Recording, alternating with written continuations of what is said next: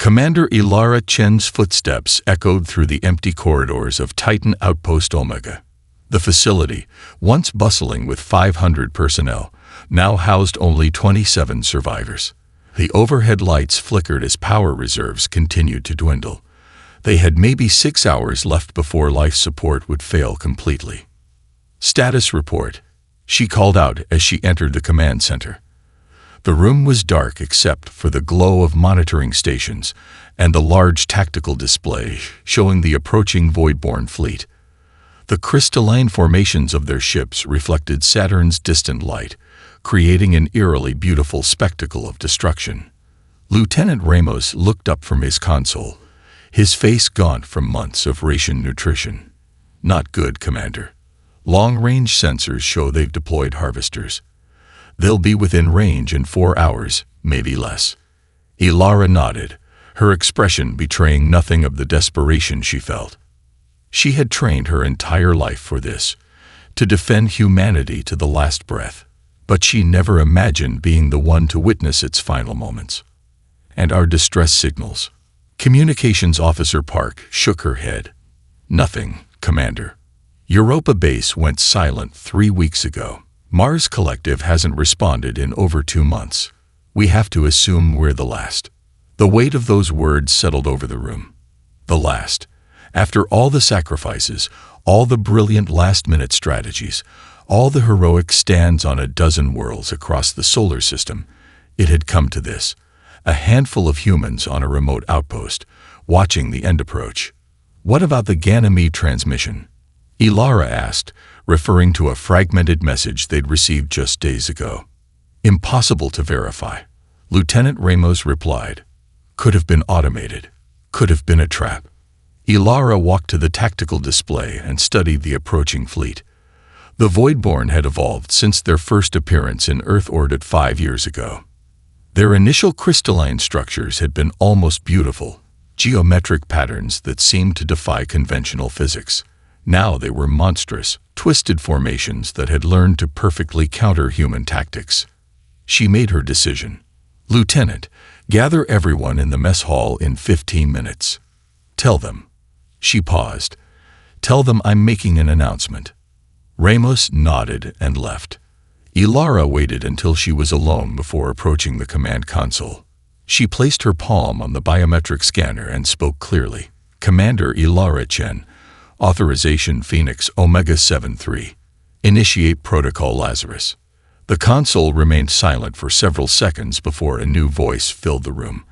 Not the standard AI interface, but something deeper, more resonant. "Protocol Lazarus requires final authorization. Be advised, Commander Chen, that implementation of Protocol Lazarus has been deemed a Class 1 violation of the Geneva Accords of 2097. Do you confirm?" Ilara closed her eyes briefly. "I confirm." Voice pattern and biometrics accepted. Protocol Lazarus initiated. Beneath the outpost, in a facility whose existence was known only to a handful of the highest-ranking UDF officials, 200 cryogenic pods began their awakening sequence. 200 individuals who had volunteered for genetic enhancement procedures deemed too extreme, too unpredictable for deployment even in humanity's darkest hour, until now. Ilara straightened her uniform and headed for the mess hall. She would tell her crew what she had done. Some would understand. Some would condemn her. It didn't matter. In 6 hours, they would all be gone, their final act being the awakening of something new, something that might still have a chance against the Voidborn. As she walked, the facility's lights stabilized. Power was now being diverted from all non-essential systems to the Lazarus chambers. On her wrist communicator, a small indicator showed a single message: cryogenic revival process. 2% complete. The final human commander allowed herself the smallest smile. Humanity was falling, yes, but it wasn't surrendering. Marcus Novik's enhanced senses processed his surroundings with preternatural clarity. The cryogenic chamber's glass shield retracted with a soft hiss, releasing tendrils of supercooled vapor into the air. His muscles, despite 50 years of inactivity, responded instantly as he sat up. The others were awakening too, pods opening in sequence throughout the vast underground chamber. Specialist Novak. Athena's voice came through the facility speakers. Your vital signs are optimal. Cognitive functions at 98.6% of baseline. Please proceed to briefing area C when ready. Marcus swung his legs over the side of the pod and stood. His body felt different, stronger, more responsive than he remembered. The enhancement procedures had continued their work even during cryosleep, optimizing his cellular structure beyond the original specifications. Athena, status of the other Lazarus subjects. 197 subjects awakening within parameters. 2 subjects show minor cellular degradation but remain viable. 1 subject did not survive the preservation process. Marcus absorbed this information silently. They had all understood the risks when they volunteered. 1 loss out of 200 was actually remarkable given the experimental nature of both the enhancements and the cryogenic technology. He dressed quickly in the gray utility uniform that had been prepared for him and made his way to briefing area C. The facility was pristine, untouched by the war that had raged above. As he walked, he noted subtle changes in his perception. Colors seemed more vivid, sounds more distinct. His mind categorized and processed information with unprecedented speed. The briefing room was already half filled when he arrived. He recognized some faces from training. Zara Okoro with her distinctive scarification patterns, the Tanaka twins with their unnaturally silver eyes, the towering form of Ibrahim Al-Fayed. Others were strangers, presumably from different enhancement cohorts. A holographic display activated at the center of the room, showing Athena's chosen avatar, a woman in her 40s with close-cropped hair and the insignia of a UDF science division. "Welcome, Lazarus Court," she began. "I understand you have questions. I will provide what information I can." "What happened to the outpost staff?" asked a woman Marcus didn't recognize. "Where's Commander Chen?" Athena's avatar displayed a momentary expression of what might have been regret. Commander Chen and the remaining personnel of Titan Outpost Omega were lost when the facility was breached by Voidborn forces approximately 49 years and 8 months ago. They maintained life support to the Lazarus chambers until the very end, ensuring your preservation. A heavy silence fell over the room. "And Earth? The colonies?" someone else asked. "The Sol system, from Mercury to the Kuiper Belt, is now under Voidborn control. Based on limited observation data I've been able to gather, Earth's biosphere has been substantially altered. The final human settlement, a mining outpost on Callisto, fell 48 years ago." Marcus watched his fellow soldiers absorb this news. Many had likely hoped they would be awakened to rejoin a resistance, not to discover they were the only humans left. "Then why wake us now?" Zara Okoro asked, her voice cutting through the murmurs. "If humanity is gone, what's the point?" Athena's avatar looked directly at her. "Because the Voidborn activity patterns have changed. For the past 5 years, they have been consolidating rather than expanding. Many have departed the system entirely. My calculations indicate this is the optimal window for potential counteraction." "Counteraction?" Ibrahim laughed without humor. 200 of us against an enemy that wiped out billions." Athena's expression remained steady. "You are not merely soldiers. Each of you represents the pinnacle of human genetic enhancement technology. You were created for this moment, when conventional warfare had failed and conventional humanity could not adapt quickly enough."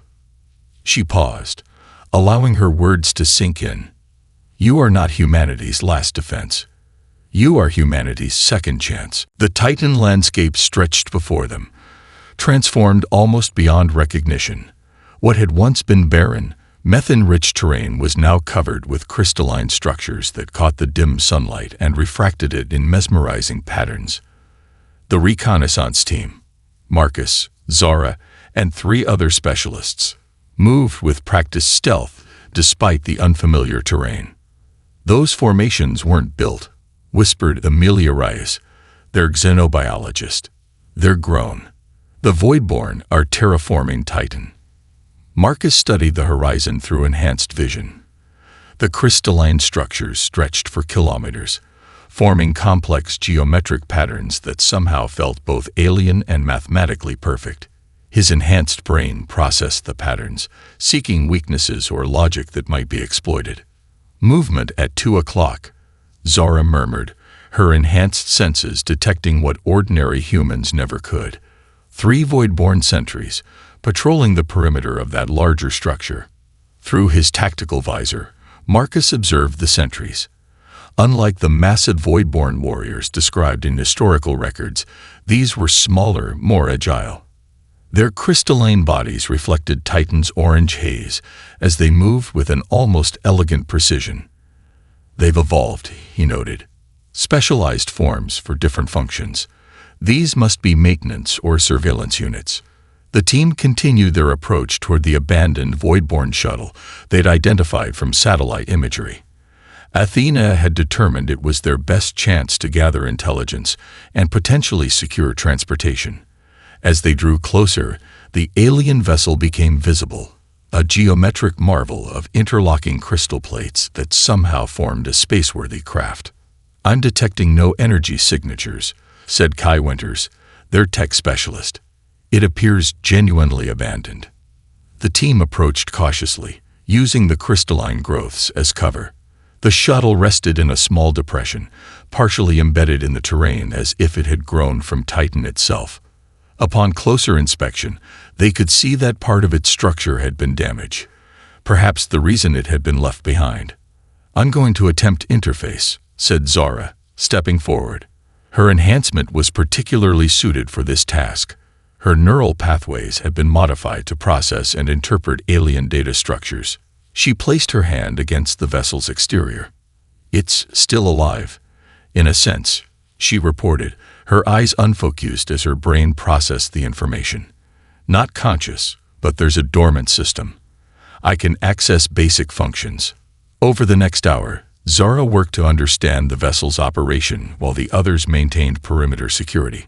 Marcus found himself drawn to a particular crystalline formation nearby. Unlike the others, this one pulsed with subtle rhythms that his enhanced perception could barely detect.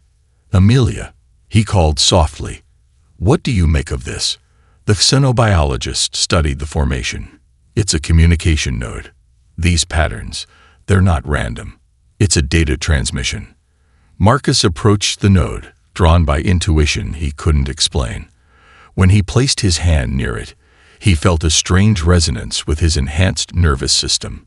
Without fully understanding why, he touched the crystal. Information flooded his mind, not as words or images, but as pure data, patterns and frequencies his enhanced brain struggled to interpret. He saw glimpses of a vast network spanning the solar system, nodes communicating across impossible distances. And beyond that, something else. A directive, a purpose behind the void-born presence. "They're preparing," he gasped as he pulled his hand away. "This isn't an invasion. It's preparation." "For what?" asked Zara, joining him. "For them. The architects. The void-born are just tools, drones. They're reshaping our system for colonization." From the communication node, Marcus had gleaned something else, a time frame. The void-born activity was intensifying because they were working toward a deadline. Their masters were coming to claim what their servants had prepared. "We need to get back to the facility," Marcus said with newfound urgency. "Athena needs this information. We're not fighting an infestation. We're fighting an incoming invasion." As if in response to his realization, the communication node pulsed more intensely. All across the horizon, the crystalline structures began to glow with new purpose, their light painting Titan's sky with an ethereal aurora that signaled the next phase of the Voidborn plan had begun. "We can't win a direct confrontation," Marcus stated, standing before the holographic display that showed the solar system swarming with Voidborn activity. "But we don't need to. We just need to disrupt their network long enough to find a weakness in the architect's plan." The Lazarus facility had become a hive of activity in the days following the reconnaissance mission. Information from the Voidborn communication node had been analyzed and reanalyzed by HFY and the core strategic team. The picture it painted was grim, but not without hope. "Rio, what's the status on those satellites?" Marcus asked. Rio Tanaka's fingers moved rapidly over his interface panel, his enhancement allowing him to process digital information at speeds that would have been impossible for unmodified humans. "I've managed to access 17 pre-war satellites still in functioning orbit. Most are low power and barely operational, but their distribution gives us a partial surveillance network." On the main display, points of light appeared, representing their new eyes in space. "And look at this," Rio continued, excitement creeping into his usually measured voice. "I picked up encrypted transmissions from 3 locations, here, and here. New markers appeared on the map, one in the Jupiter system, one in the asteroid belt, and one, surprisingly, on Mars." "Are they automated?" asked Zora. "No," Rio replied confidently. "The encryption patterns evolve. These are actively maintained by something intelligent." The room fell silent as the implications sank in. They might not be alone. "We can't afford to be distracted by false hope," Marcus said after a moment. "Even if other humans survived somehow, our mission remains unchanged. Sasha, tell us about these weapons." Sasha Volkov, a broad-shouldered woman with penetrating gray eyes, stepped forward. Her enhancement was particularly unique. Her body could synthesize complex compounds from basic elements, essentially making her a living laboratory. "Based on samples we collected, I've identified a resonance frequency that destabilizes void-borne crystalline structures," she explained, bringing up molecular diagrams. "I've developed 2 weapon systems. First, proximity mines that emit this frequency, effective for destroying infrastructure. Second, these." She held up what looked like a modified rifle. "Disruption rifles. They emit focused pulses that can shatter a void-borne entity with a direct hit. Limited range, but devastating at close quarters." "How many can you produce?" Marcus asked. "With current materials, 20 mines and 15 rifles. If we can secure more resources, particularly the rare earth elements from the list I provided, we could arm everyone." Marcus nodded and turned to the tactical display again. "Our first target will be here, a harvesting operation on Saturn's rings. It's isolated enough that we can test our weapons without alerting the entire network, but significant enough that its destruction will draw attention away from our real objective." "Which is?" asked Ibrahim. "The communication hub on Enceladus," Marcus replied, highlighting a massive crystalline structure on Saturn's icy moon. "According to the data I accessed, it's a major relay in their network. If we can capture it intact rather than destroying it, Rayo might be able to access their entire communications system. We could learn everything. Their complete plans, the architect's arrival timeline, maybe even a way to disrupt their entire operation." Zara studied the holographic representation of the hub. "That facility will be heavily defended. We'll need a diversion." "Yes," Marcus agreed. "And I have an idea for that, but it's going to require something we haven't attempted yet." He looked around the room at his fellow enhanced humans. "We need to learn to work as a truly unified team. Our individual enhancements are powerful, but if we can synchronize them, coordinate on a level that normal humans never could, we might create capabilities greater than the sum of our parts." "What are you suggesting?" asked Amelia. "A neural link," Marcus replied. "HFY has confirmed our enhancements included latent telepathic capabilities that were never activated. It's time to see what we're really capable of." The room erupted in discussion, some excited by the possibility, others concerned about the unknown risks. As the debate continued, Marcus found himself looking at the map, at those 3 mysterious signals that suggested they weren't alone. Whether as allies or simply fellow survivors, the thought that humanity persisted in other forms gave him renewed purpose. They weren't just fighting for vengeance or even survival anymore. They were fighting for reconnection. The surface of Enceladus glittered like diamond dust under the dim Saturnian light. Marcus led his team across the moon's icy terrain, their specialized suits allowing them to move swiftly despite the low gravity. The diversion at the ring harvesting station had worked perfectly. Sasha's resonance mines had created a cascade failure that had drawn most of the Voidborn security forces away from the communication hub. Central team in position. Zora's voice came through their neural link. The experimental procedure had succeeded beyond their expectations, allowing them to share sensory information and coordinate with unprecedented precision. Through the link, Marcus could sense his team's positions without looking, could feel their vital signs and emotional states as clearly as his own. The 5 teams were spreading out around the crystalline fortress that housed the communication hub, each approaching from a different vector. Remember, Marcus projected through the link, minimal destruction. We need the central core intact. As they approached the facility's outer perimeter, Marcus could see the crystalline sentries, more advanced than the ones they'd encountered on Titan.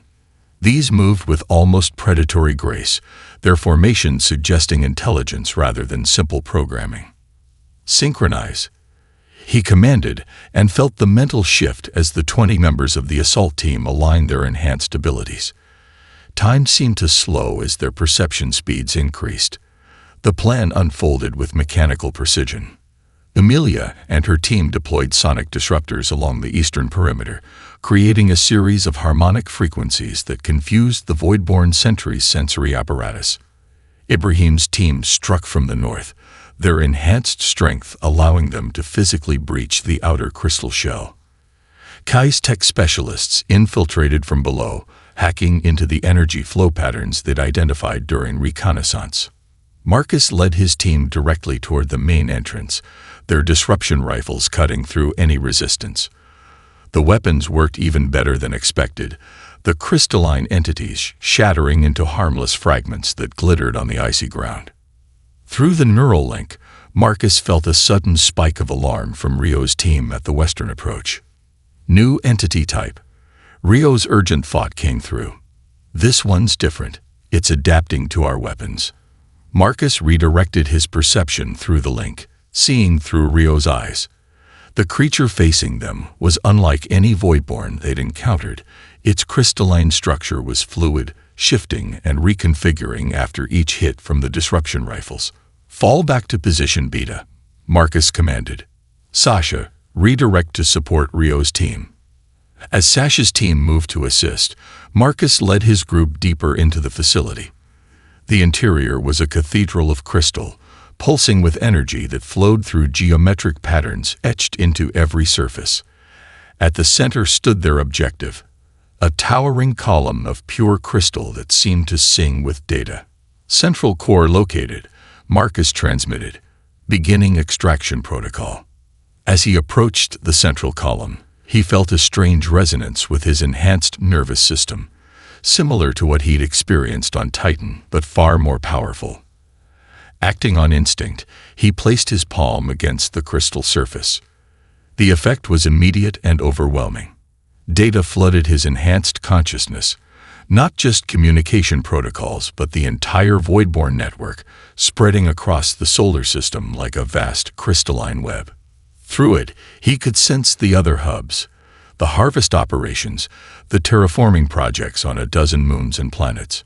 And more disturbing, he could sense something else, an approaching presence, vast and ancient, its attention now turning toward their solar system after eons of expansion elsewhere. The architects were coming, and they were hungry. As his consciousness expanded through the network, Marcus made an unexpected discovery. The Voidborn weren't simply tools. They were evolving, developing complexity and emergent behaviors the architects had never intended. The entity that had confronted Rio's team wasn't an anomaly. It was the beginning of something new. Marcus, break contact. Zora's voice cut through his trance. Your neural patterns are becoming entangled with the network. We're losing you. With tremendous effort, Marcus pulled back, severing the connection. As his awareness returned to his physical body, he retained fragments of what he'd seen, including coordinates for the primary Voidborn command node. It wasn't in the asteroid belt as they'd originally believed. It was somewhere far more significant. It was on Earth. The rendezvous point was a derelict mining station, embedded in a C-type asteroid, designated 43 Vesta. Once a bustling hub of human industry, it now drifted silently in the endless night, its exterior dotted with crystalline growths that had begun to claim it for the Voidborn. Any sign of them? Zara asked, scanning the approaching darkness. Their shuttle, reverse-engineered from Voidborn technology by Sasha and her team, hummed softly as it maintained position near the station's docking bay. Nothing yet, Marcus replied.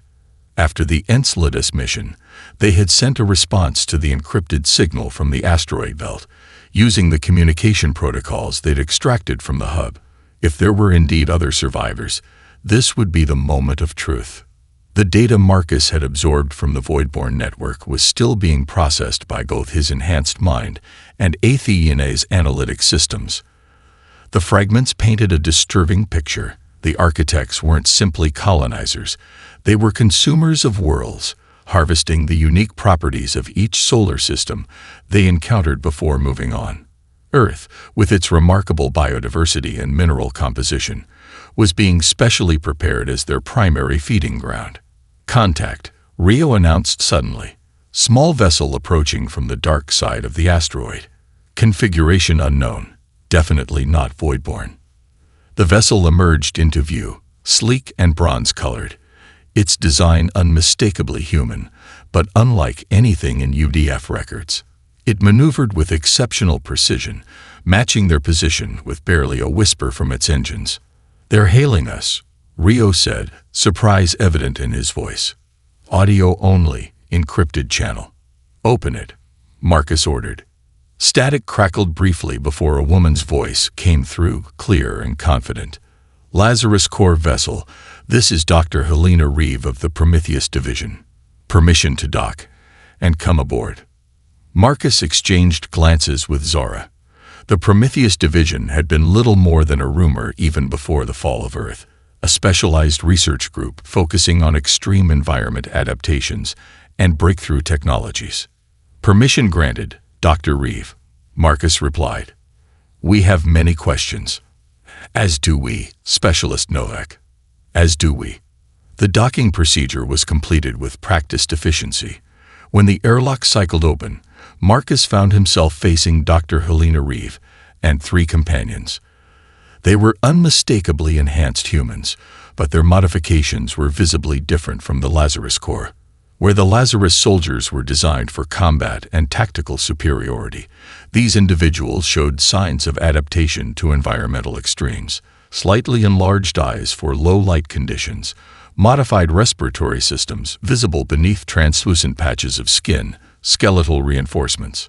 50 years is a long time to wonder if you were the only ones left, Dr. Reeve said by way of greeting.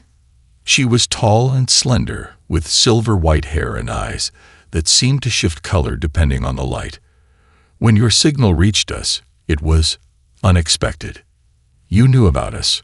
Marcus asked as they moved to the shuttle's briefing area. The Lazarus project was compartmentalized, but there was overlap at the highest levels of the UDF. "We knew of your existence, if not your exact capabilities." Dr. Reeve's companions introduced themselves.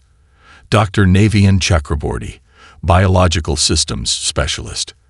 Dr. Lin Chin, Quantum Physicist, and Commander James Harper, their security chief. Each carried the marks of extensive genetic enhancement, though their modifications seemed more focused on survival and adaptation rather than combat. "We've maintained a hidden research facility in the asteroid belt since the fall of Earth," Dr. Reeve explained. "Our directive was different from yours. While you were designed to fight, we were designed to survive, to preserve human knowledge, and find a way to adapt to a post-Earth existence." "How many of you are there?" Zara asked. 112, Commander Harper answered. "Originally 300, but the early years were difficult." Dr. Chakraborty leaned forward, his enlarged eyes reflecting the cabin lights. "But we've discovered something extraordinary, something that changes everything we thought we knew about the Voidborn and the Architects." "We believe we can stop them," Dr. Reeve said, her voice intense with conviction. "But we need your help. We've developed a theoretical weapon that could disrupt their entire network, but we lack the combat capability to deploy it." "What kind of weapon?" Marcus asked. "One that exploits the very thing the architects fear most," Dr. Chen replied, placing a data crystal on the table. "Evolution." The approach to Earth was silent, their ship's systems running in passive mode to avoid detection. Through the viewports, the planet that had once been humanity's cradle was barely recognizable. The blue oceans had taken on an iridescent quality, shimmering with crystalline particulates. The continents were veined with glowing lattices of void-born structures that pulsed with energy in hypnotic patterns. "It's beautiful in a terrible way," Dr. Reeve whispered, standing beside Marcus at the command deck. "They've transformed everything at the molecular level." The combined force of Lazarus Court and Prometheus Division members had spent weeks preparing for this mission. The weapon, a bioengineered virus of sorts that could rewrite the Voidborn's crystalline structures, was contained in specialized canisters, ready for deployment at the primary control node Marcus had identified during his connection with the Enceladus hub. Approaching drop point, Rayo announced from the pilot's seat, "No sign of detection so far." Their ship, a hybrid of human and adapted Voidborn technology, descended through Earth's upper atmosphere. They had chosen a landing zone in what had once been the Himalayas, now transformed into twisted spires of crystal that reached toward the sky. The location offered both cover and proximity to their target, the primary control node located beneath what had once been New Delhi. "Movement below," Zara reported, her enhanced senses picking up details the ship's sensors missed. "Those aren't Voidborn formations. They're moving independently." Marcus focused on the scanner display, adjusting the parameters to filter out the background crystalline signatures. What he saw confirmed Zora's observation: small, mobile heat signatures moving with purpose among the crystal structures. "Life forms," Dr. Chakraborty said, studying the readings, "but not Voidborn. These are organic, or at least partially so." The ship touched down in a narrow valley flanked by towering crystal formations.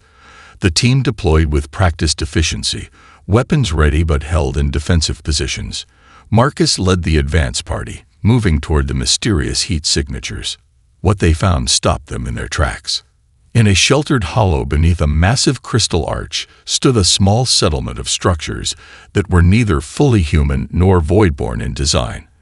They appeared to be grown rather than built, organic materials seamlessly integrated with crystalline components, and moving among them were figures that at first glance appeared human, but on closer inspection revealed subtle alterations. Their skin had a faint iridescence, their eyes reflected light in unusual ways, and some had crystalline growths extending from their bodies like elegant exoskeletons. "Impossible," breathed Commander Harbour. "Human survivors, here on Earth." One of the figures noticed their presence and alerted the others. Instead of fleeing, they approached cautiously, led by an elderly woman whose silver hair was interwoven with delicate crystal filaments. Despite her age, she moved with surprising grace. "We sensed your arrival," she said, her voice melodious and strange. "You carry the old genetic markers, but you are not like us." "You are before." "Before?" Marcus questioned, lowering his weapon slightly. "Before the change. Before we learned to live with the crystal song."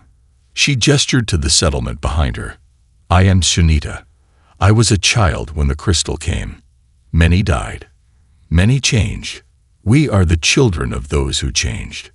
"You've adapted," Dr. Reeve said, stepping forward with scientific curiosity overriding caution. "Your bodies have integrated with the Voidborn biological elements." Sunita tilted her head. "Voidborn? Is that what you call them?" "We call them the Weave. They came to transform, but they themselves were transformed by Earth. By us." She gestured for them to follow her into the settlement. "Come, there are others who will want to meet you. The returners from the stars." As they entered the settlement, Marcus noticed more details that both fascinated and disturbed him. These people had not merely survived the void-born terraforming. They had adapted to it, incorporated it, and somehow maintained their humanity despite the changes. Children played among crystalline gardens, their laughter still unmistakably human despite the alien nature of their surroundings. "How many of you are there?" Marcus asked as they walked. Sunita smiled, the crystal filaments in her hair catching the light. "More than you would believe. We are not the only settlement. Earth sings with the voices of the changed ones. We are everywhere the weave has touched." The central chamber of the primary control node pulsed with energy, casting prismatic reflections across the faces of humans and changed ones alike. Marcus stood before the massive crystalline core, its geometric patterns infinitely more complex than those they had encountered on Enceladus. Beside him, Dr. Reeve made final adjustments to the bioweapon, her enhanced fingers moving with precision through holographic interfaces. "The Architect's ship has entered the solar system," Royo reported through their neural link. "Current trajectory puts them at Earth in less than 6 hours. Will we be ready?" Marcus asked, glancing at Dr. Reeve. "Almost," she replied. "Sunita's people have shown us aspects of the weave we never could have discovered on our own. The integration is far more sophisticated than we realized." In the 3 days since their arrival, the two groups of enhanced humans had worked alongside the changed ones, sharing knowledge and adapting their plans. What had begun as a mission to destroy the Voidborn network had evolved into something far more nuanced, a plan to liberate it from the Architect's control. Sunita approached, accompanied by a young man named Arjun, whose body contained the most extensive crystalline integration they had seen.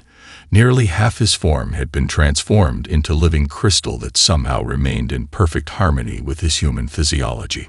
"The network is prepared," Arjun said, his voice resonating with harmonic overtones. "All settlements worldwide have activated their connection points. When you initiate the signal, they will amplify it through the entire weave." Marcus nodded, still marveling at how quickly their understanding had shifted. The Voidborn, or the weave, as Sunita's people called them, were not inherently malevolent. They were tools programmed by the Architects to prepare worlds for consumption. But on Earth, something unprecedented had occurred. The incredible biodiversity and adaptability of Earth life had influenced the weave itself, introducing variation and evolution into its previously rigid programming. "It's time," Dr. Reeve announced, sealing the modified bioweapon. "This isn't just a weapon anymore. It's a key, a means to unlock the weave's own potential for self-determination." Zara, who had been monitoring the outer defenses, sent an urgent message through the neural link. "Multiple Voidborn convergence patterns shifting toward our location. They know we're here. The Architects have sensed our presence," Sunita said. "They fear what we represent, the union of humanity and weave. A new form of life they cannot control." "Then we do this now," Marcus decided. He turned to Arjun. "Are you certain about your role?" "The risks are necessary," the young man finished. "I am the bridge. My unique physiology allows me to connect more deeply with the weave than any other. Through me, your signal can reach the entire network." With solemn precision, they moved into position. Arjun placed himself at the center of the chamber, directly before the crystalline core. Dr. Reeve activated the bioweapon, which now glowed with subtle bioluminescence.